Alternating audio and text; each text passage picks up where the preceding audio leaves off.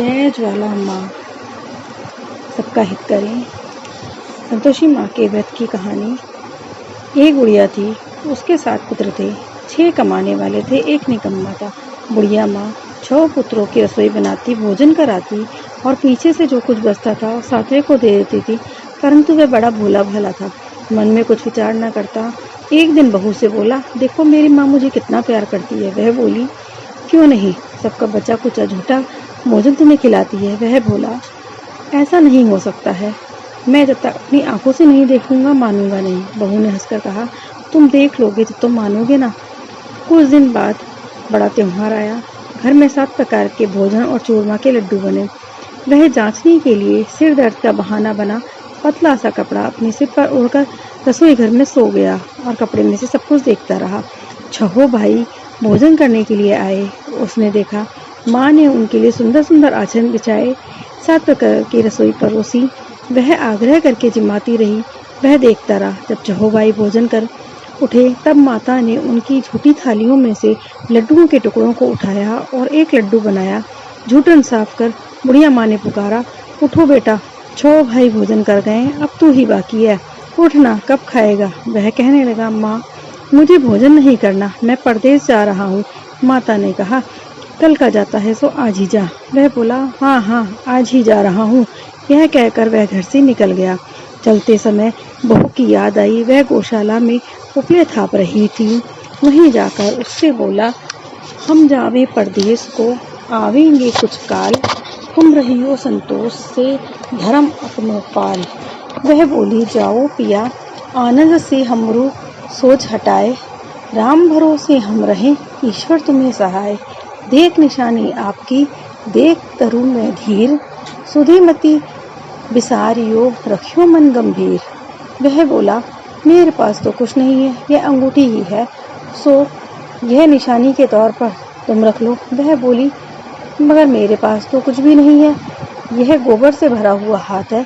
यह कहकर वह उसकी पीठ पर गोबर का हाथ मार देती है। वह चल देता है। चलते चलते देश में पहुंचता है। वहां वह एक साहूकार की दुकान पर जाकर कहने लगा, मुझे नौकरी पर रख लो। साहूकार को जरूरत भी थी। वह बोला, रह जा। लड़के ने पूछा, तनख्वाह क्या दोगे? साहूकार ने कहा, काम देखकर ही दाम मिलेंगे। साहूकार की नौकरी मिली। वह सवेरे 7 बजे से रात तक नौकरी बजाने लगा। कुछ दिनों में दुकान का सारा लेन देन, हिसाब किताब, सब ग्राहकों का माल बेचना, सारा काम वही संभालने लगा। सब लोग चक्कर खाकर कहने लगे कि ये तो बड़ा होशियार बन गया है। सेठ ने अपना काम भी उसको सभी सौंप दिया है और सेठ ने उसके काम को देखते हुए 3 महीने में उसे आधे मुनाफे का साझेदार बना लिया। इस तरह से 12 वर्ष बीत गए। वह नामी सेठ बन गया। मालिक सारा कारोबार उस पर छोड़कर बाहर चला गया। अब बहू पर घर पर क्या बीती वह सुनिए। सास ससुर उसे दुख देने लगे, सारी गृहस्थी का काम उससे ही करवाने लगे, लकड़ी लेने के लिए जंगल में भेजते। इस बीच घर की रोटियों के आटे से जो भूसी निकलती थी उसकी रोटी बनाकर रख दी जाती थी और फूटे नारियल के खोपरे में पानी भरकर पीने को देते थे। वह एक दिन लकड़ी लेने जा रही थी कि रास्ते में उसने देखा कि स्त्रियां संतोषी माता का व्रत कर रही हैं।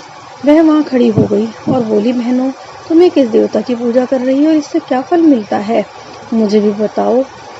उनमें से एक स्त्री बोली, सुनो, ये संतोषी माता का व्रत है, इसके करने से निर्धनता दरिद्रता का नाश होता है और लक्ष्मी आती है, मन की चिंताएं दूर होती है, घर में सुख शांति होती है, मन को प्रसन्नता मिलती है, नए पुत्र को पुत्र मिलता है, प्रीतम बाहर हो तो जल्दी आता है, तुम्हारी कन्या को मनपसंद वर मिलता है, राजद्वारे में बहुत दिनों से मुकदमा चल रहा हो तो वह भी खत्म हो जाता है। इस तरह वह संतोषी माता की कृपा के बारे में जानकर उसके मन में विचार आया कि मुझे भी यह व्रत करना चाहिए। वह पूछने लगी, यह व्रत कैसे किया जाता है? वह भी बताओगे तो बड़ी कृपा होगी। स्त्रियां कहने लगी, 1.25 रुपये का गुड़ व चना लें, इच्छा हो तो 5.25 का लेना, 11.25 का भी ले सकते हैं, अपनी सहूलियत के अनुसार। बिना परेशानी, श्रद्धा और प्रेम से जितना बन सके सवाया लेना चाहिए। हर शुक्रवार को निराहार रहकर कथा सुनना चाहिए। इसके बीच क्रम टूटे नहीं, लगातार नियम का पालन करें। सुनने वाला कोई मिले तो ठीक है, नहीं तो घी का दीपक जलाकर जल के पात्र को रखकर कथा कहना चाहिए। इससे नियम टूटता नहीं है। जब तक कार्य सिद्ध न हो नियम का पालन करना चाहिए। कार्य सिद्ध हो जाने पर ही व्रत का उद्यापन करना चाहिए। 3 मास में माता पूरा फल देती है। यदि किसी के खोटे ग्रह हो तो माता 1 वर्ष में अवश्य कार्य को सिद्ध कर देती है। कार्य सिद्ध होने पर ही उद्यापन करना चाहिए, बीच में नहीं। उद्यापन में 2.5 सेर आटे का खाजा,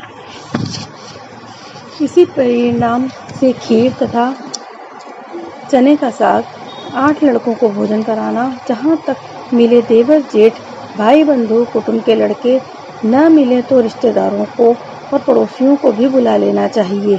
उन्हें भोजन कराना चाहिए। यथाशक्ति दक्षिणा देनी चाहिए। भोजन में किसी भी प्रकार की खटाई नहीं देनी चाहिए। यह सुनकर बुढ़िया के लड़के की बहुत जल्दी रास्ते में लकड़ी के बोझ को बेच दिया। उससे जो पैसा मिला उससे उसने गुड़ और चना ले माता के व्रत की तैयारी करने लगी और सामने मंदिर देख पूछने लगी, मंदिर किसका है? सब कहने लगी, संतोषी माता का मंदिर है। यह सुन माता के मंदिर में जा चरणों में लौटने लगी। दीनहीन होकर विनती करने लगी, माँ मैं निपट मूर्ख हूँ, व्रत के नियम नहीं जानती हूँ, मैं बहुत दुखी हूँ। हे माता जगजननी, मेरा दुख दूर करो, मैं तेरी शरण में हूँ। माता को दया आई। एक शुक्रवार बीता और दूसरे शुक्रवार को ही उसके पति का पत्र आया। तीसरे को उसका भेजा हुआ पैसा भी मिला। यह देख जेठानियां मुंह से तोड़ने लगी। इतने दिनों बाद पैसा आया, इसमें क्या बड़ाई है? लड़के ताने देने लगे, काकी के पास अब तो पत्र आने लगे हैं, पैसा आने लगा है, अब तो काकी की इज्जत बढ़ जाएगी। काकी अब तो बुलाने से भी नहीं आएगी। बेचारी बड़ी सरलता से कहती, पत्र आया, रुपया आया, ये सबके लिए अच्छा है। ऐसा कहकर आंखों में आंसू भरकर संतोषी माता के मंदिर में वह मातेश्वरी के चरणों में गिरकर रोने लगी। माँ मैंने तुमसे रुपया पैसा नहीं मांगा, मुझे पैसे से कोई काम नहीं है, मुझे तो अपने सुहाग से काम है, मैं तो अपने स्वामी के दर्शन की सेवा मांगती हूँ। तब माता ने प्रसन्न होकर कहा, जा बेटी तेरा स्वामी आएगा। यह सुनकर खुशी से बावली हो घर में जा काम करने लगी। तब संतोषी माँ विचार करने लगी कि इस भोली पुत्री को मैंने कह तो दिया कि तेरा पति आएगा, पर वह कैसे आएगा? वह तो सपने भी से याद नहीं करता है। उसे याद दिलाने के लिए मुझे ही कुछ करना पड़ेगा। इस तरह माता बुढ़िया के बेटे के पास जा स्वप्न में प्रकट हो कहने लगी, साहूकार के बेटे सोता है तो जागता। वह बोला, माता सोता भी नहीं हूँ और जागता भी नहीं हूँ, बीच में ही हूँ, कहो क्या आज्ञा है? माँ कहने लगी, तेरा घर बार कुछ है या नहीं? वह बोला, माता सब कुछ है, माँ बाप भाई बहन बहू, क्या कमी है? माँ बोली, भोले पुत्र तेरी स्त्री को घोर कष्ट उठा रही है, माँ बाप उसे दुख दे रहे हैं, वह तेरे लिए तरस रही है, तू उसकी सुधि ले। वह बोला, हाँ माता यह तो मुझे मालूम है, परंतु मैं जाऊं तो जाऊं कैसे? परेशानी की बात यह है कि लेन देन का कोई हिसाब नहीं है, कोई जाने का रास्ता नजर नहीं आता, कैसे चला जाऊं? माँ कहने लगी, मेरी बात मान, सवेरे नहा लो, तो संतोषी माता का नाम ले और घी का दीपक जला, दंडवत प्रणाम कर और दुकान पर जा बैठना। देखते ही देखते तेरा लेन देन सब चूक जाएगा, जमा माल बिक जाएगा, सांझ होते होते धन का ढेर लग जाएगा। सवेरे बहुत जल्दी उठ उसने लोगों से अपने सपने की बात बताई तो सब उसकी दिल लगी करने लगे, कहने लगे, कोई सपने भी सच होते हैं। एक बूढ़ा बोला, देख भाई मेरी बात मान, इस प्रकार सच झूठ करने से के बदले देवता ने जैसा कहा है वैसा ही कर, इसमें तेरा जाता क्या है? वे बूढ़े की बात मान, स्नान कर, संतोषी माँ को दंडवत कर, घी का दीपक जला, दुकान पर जा बैठा। थोड़ी देर में वह क्या देखता है कि देने वाले रुपया लाए, लेने वाले हिसाब लेने लगे, कोठे से भरे सामानों के खरीदार नगद दाम में सौदा करने लगे। शाम तक धन का ढेर लग गया। माता का चमत्कार देखकर वह प्रसन्न हो माता का नाम ले घर ले जाने के वास्ते गहना कपड़ा खरीदने लगा और वहाँ के काम से निमट कर वह घर को रवाना हुआ। वहाँ बहू बेचारी जंगल में लकड़ी लेने जाती, लौटते वक्त माँ के मंदिर पर विश्राम करती। वह तो उसका रोजाना रुकने का स्थान था। दूर से धूल उड़ती देख वह माता से पूछती है, हे माता ये धूल कैसी उड़ रही है? माँ कहने लगी, हे पुत्री, तेरा पति आ रहा है, अब तू ऐसा कर, लकड़ियों के 3 बोझ बना ले, एक नदी के किनारे रख, दूसरा मेरे मंदिर के पास और तीसरा अपने सिर पर रख। तेरे पति को लकड़ी का गट्ठर देखकर मोह पैदा होगा, वह रुकेगा, नाश्ता पानी बनाकर माँ से मिलने जाएगा, तब तू लकड़ियों का बोझ उठाकर घर जाना और बीच चौक में गड्ढा डालकर 3 आवाजें जोर से लगाना, लो सासू जी लकड़ियों का गट्ठा लो, भूसी की रोटी दो, नारियल के खोपरे में पानी दो, आज कौन मेहमान आया है। माँ की बात सुनकर वह बोली, ठीक है माता। उसने लकड़ियों के 3 गट्ठे बनाए, एक नदी तट पर, एक माता के मंदिर में रखा और इतने में ही एक मुसाफिर आ गया। सूखी लकड़ियों को देखकर उसकी इच्छा हुई कि यहीं विश्राम करके भोजन बनाकर खाकर गांव चला जाए। इस प्रकार भोजन बना विश्राम कर वह गांव को गया। उसी समय बहू सिर पर लकड़ी का गट्ठर लिए आती है, लकड़ी का भारी बोझ आंगन में डालकर जोर से 3 आवाज देती है, लो सासू जी लकड़ी का गट्ठा लो, भूसे की रोटी दो, नारियल के खोपरे में पानी दो, आज कौन मेहमान आया है। यह सुनकर सास अपने दिए हुए कष्टों को भुलाते हुए कहती है, बहू ऐसा क्यों कहती है, तेरा मालिक ही तो आया है, बैठ मीठा भात का भोजन कर, कपड़े गहने सब पहन। इतने में आवाज सुनकर स्वामी बाहर आता है और अंगूठी देखकर व्याकुल हो माँ से पूछता है, माँ यह कौन है। माँ कहती है, बेटा यह तेरी बहू है, आज 12 वर्ष बीत गए हैं, जब से तू गया है सारे गांव में जानवर की तरह भटकती रहती है, काम काज कुछ भी नहीं करती है, 4 समय आकर खा जाती है, अब तुझे देखकर भूसी की रोटी और नारियल के कोपरे में पानी मांगती है। वह लज्जित हो बोला कि ठीक है माँ, मैंने इसे भी देखा है और तुम्हें भी देखा है, अब मुझे दूसरे के घर की चाबी दो, मैं उसी में रहूँगा।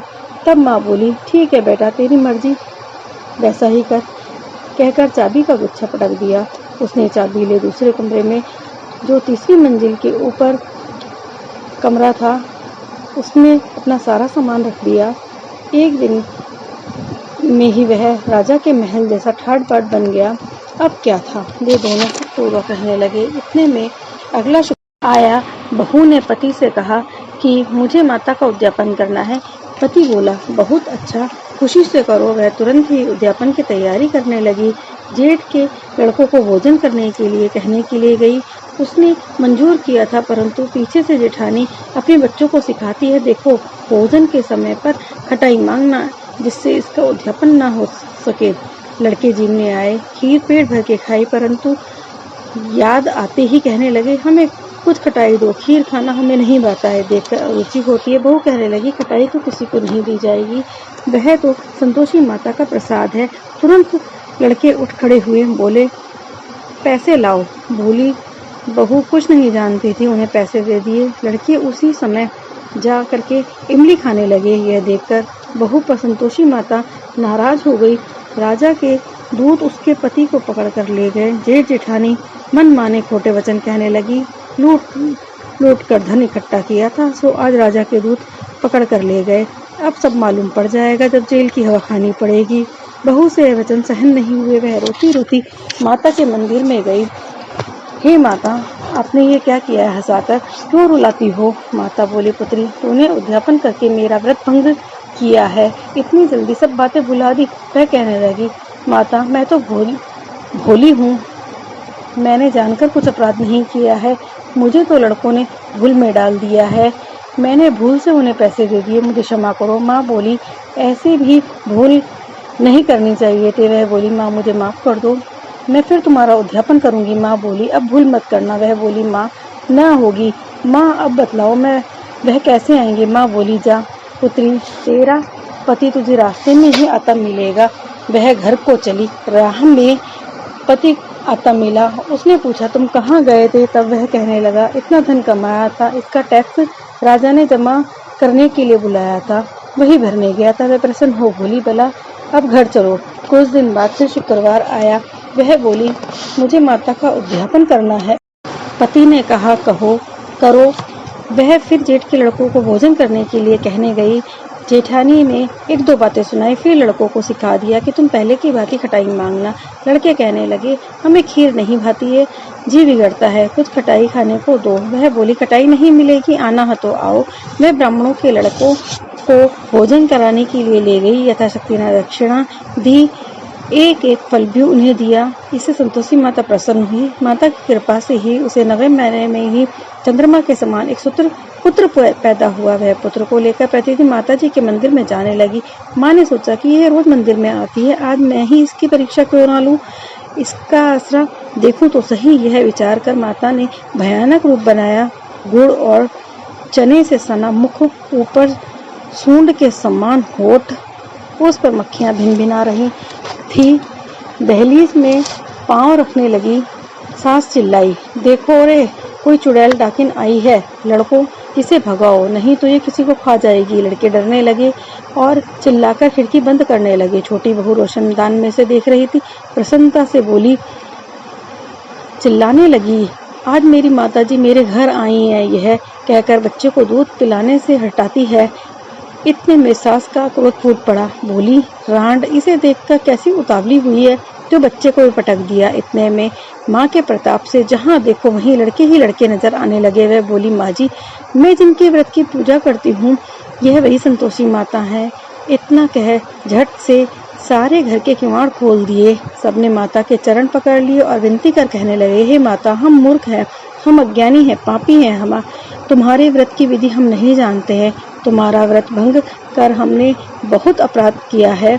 हे माता, आप हमारा अपराध क्षमा करो। इस प्रकार माता प्रसन्न हुई और बहू को जैसा फल दिया वैसा सबको दे दिया। जो पढ़े या सुने उनके सब मनोरथ पूर्ण होते हैं। बोलो संतोषी माता की जय। जय ज्वाला माँ सबका हित करे। यदि ये वीडियो थोड़ी सी भी पसंद आई हो आपको तो प्लीज़ इसे लाइक करें और चैनल को सब्सक्राइब करें। धन्यवाद।